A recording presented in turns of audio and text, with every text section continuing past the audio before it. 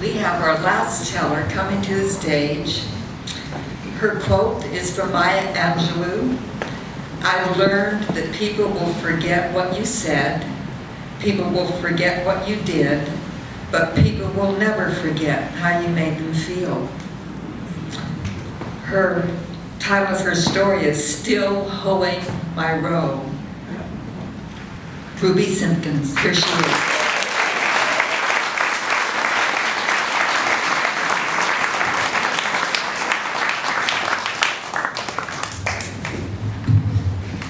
Thank you, Anne. Good evening, everybody. As Anne said, the title of my story, Still Hoeing My Row. I grew up in a small Louisiana town in the Bayou country. Most of the time I stayed with my great aunt May, my Nana. She was widowed, and she didn't like living alone, especially at night. When I was about 12 years old, my Nana had a massive stroke. So they took her out to the local hospital, and she was turned away. You see, at that time in the South, Negroes were not welcome at most private hospitals. So she was sent to the free or charity hospital in New Orleans, some 100 miles away. And my uncle took her in his car because there was no ambulance service available for Negroes in my town. Well, she didn't make it. She didn't make it. My uncle said the doctor at the emergency room told him she was DOA.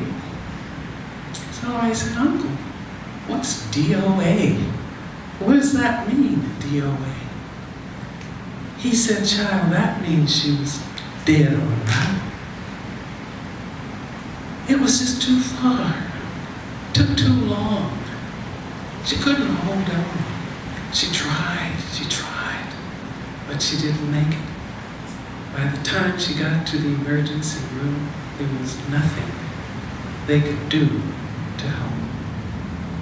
I said, "Well, Uncle, why didn't they help her at the first hospital?" He said, "Child, sit down. You're 12 years old, and it's time you understood how things are in the South. Us Negroes, we got a tough road to hoe. Yes, sir, child, we sure enough got a tough road to hoe." So it hit me. I said, my Nana died because of the color of her skin? She died because of the color of her skin? There was so much pain. I felt as if someone had reached down into the depths of my soul and ripped my heart out. The pain was indescribable. And the terrible, terrible fear that I felt. She died because of the color of her skin? Are they gonna let me die too, Uncle? Are they gonna let me die too? That's not right, it's not right. And that, ladies and gentlemen, that is the moment I decided to become a doctor. And I would help everybody. I said, all people, doesn't matter the color, the race, the creed. I would help everybody. And that was the beginning of my journey as a healer. I worked real hard and I studied hard because I wanted to go to college and I needed the money. My daddy finished 4th grade. He had to drop out of school to take care of his family. He worked in the oil fields in Louisiana and Texas, and when I was getting ready to go to college, he was making $1 an hour. There were 7 of us. Do the math. So I enrolled at Southern University in the pre-med program. And I realized most of the time I was the only woman in the honors biology, chemistry, and physics classes. But I finished college in 3.5 years. Takes about 6 or 8 years now. And then I went on to Boston University Medical School. And there, I realized that I was the only black woman in the school. For a while, anyway. And then also, I had to work. Most of my classmates didn't work. Either they had enough money, or they didn't have time, but I had to work. And I got a job. I got 2 jobs. I made $100 a month. But I was very fortunate because I had some medical school students who allowed me to share one of their rooms for $75 a month. So I had $25 a month to live with. And I survived with the help of strangers. I survived. I finished medical school and went to New York City and did my training in internal medicine. And after that, went to Buffalo and taught medical school. I was a clinical assistant professor of medicine at the medical school in Buffalo. And then came out to California to work in private practice as a healer. And yes, my name was with me. She's with me here today. She rests within my soul. She fills the place, the empty place that was formed when my heart was ripped out so many years ago. I carry her with me always as I travel on this journey of healing. She's here. She's here. But what is healing? Well, in medical school, I learned that healing is a process by which cells regenerate and repair to replace damaged tissue and necrotic tissue with new tissue, or with scar tissue. But the Japanese writer Haruki Murakami tells us that healing happens when you open your heart. You get better. When you open your heart, you get better. So healing is a process that occurs over time and with caring. And with caring. But in order to really heal someone, you have to help them become whole, because healing simply means to make whole. And in order to help make people whole again, it takes courage and it takes strength. Now, I learned courage and strength as a result of living in the Deep South under segregation. You had to learn courage and strength, particularly with the violence at that time. But I also learned courage and strength from nature. Well, most of you know we have lots of hurricanes in the South. Witness Harvey last month, Irma last week, and who can forget Hurricane Katrina? As a child, I remember when the winds came and the rains came down, I would run to my brother's room. Now, my brother had his own room because he was the only boy in the family. And I'd climb up onto his bed and look out the window and watch the wind blow the willow tree outside his window. Now, it wasn't a big tree. The trunk was rather thin, the branches small. And the tree would bend and bend and bends until it was almost horizontal to the ground. And I said, "Oh, it's gonna break any time now. It's gonna break, it's gonna break." But when the strong wind stopped, when the violent rain ceased, the tree would snap back to its original position. And I said, "Wow, that's a strong tree. I want to be just like that tree, so I can snap back through the storms of life, and I can stand firm and be deeply rooted, resilient, solid foundation." Those lessons, the lessons that I learned as a result of growing up in the South under segregation, and the lessons I learned from nature and watching the tree, the resilience that was inspired by that, those things helped me endure the grueling training to become a doctor. And now I practice in my private office in Agoura Hills. And recently, it was a typical day. I had a fairly full schedule. Susie had brought her mom in. She was concerned. She said, "I need to increase her dementia medicines.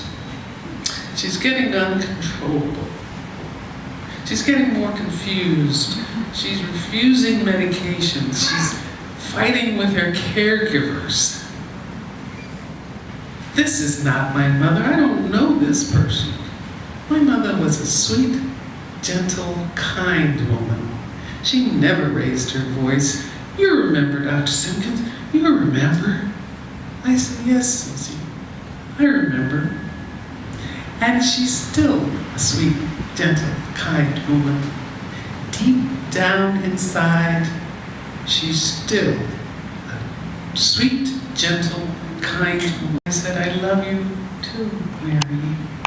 She said, "I'll take my medicine, doctor, for you. I'll take my medicine because I love you." And I said, "I love you too." And I gave her our usual farewell.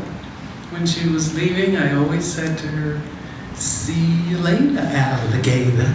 And she came back with, "After a while, crocodile."